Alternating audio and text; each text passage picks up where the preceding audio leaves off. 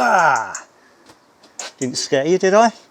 Shouldn't have done, because I'm not really all that scary, and I'm not really someone to be scared of. The same can be said of spiders here in the UK. Other parts of the world, debatable.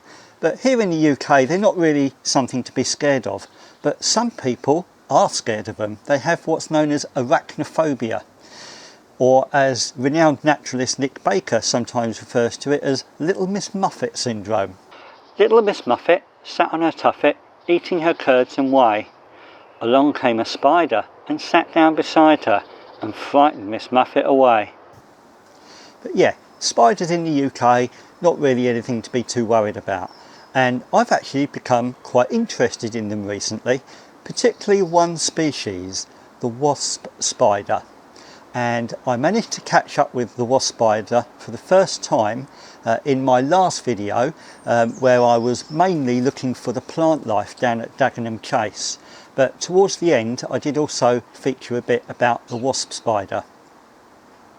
Looking back at the photos and footage though, I was actually slightly disappointed, because although they were quite nice photos and quite nice footage, I'd only really got the underside of the spider. I hadn't really got the glorious stripy back of the spider.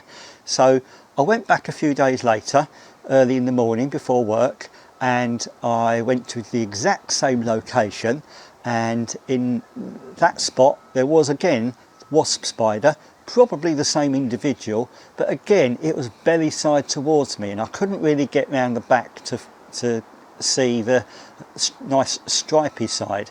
But I circled round the bottom of the wind turbine where the spider was, and there was another specimen of the same species, and this one again, it had its underside towards me, but I was able to get round to the back of it and get some photos and footage of those lovely stripes. So let's have a look at those, shall we?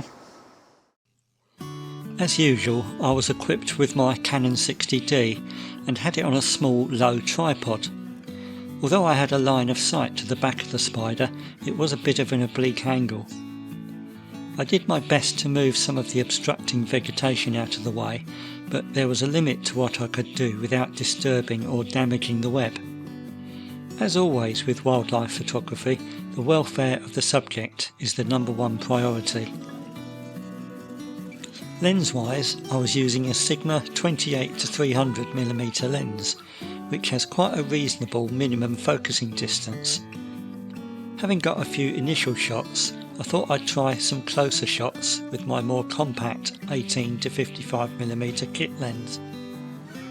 Just as I finished switching lenses, I spotted that there was some action in the web. I quickly switched to movie mode and got these two clips. While I'd been changing lenses, some wee creature must have gotten trapped in the web, and the spider had seized upon it and was wrapping it up in silk. The spider will also have envenomated the prey, paralysing it and commencing the digestive process. If you want to see one of these spiders in the UK yourself, then you'll probably need to be southeast of a line running from Bristol to King's Lynn, but they are gradually spreading northwest. Also, the middle of August to the middle of September is the peak time for finding them.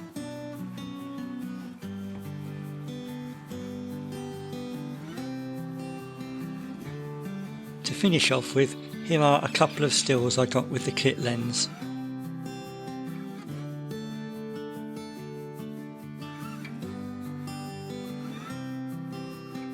All in all, quite a pleasing start to a working day. What a fantastic animal! Yeah, I hope you enjoyed that. Visit again soon, Naturally Curious UK, and there'll be more wonders of UK nature for you to enjoy. Take care and God bless, and keep enjoying the wonders of nature where you are.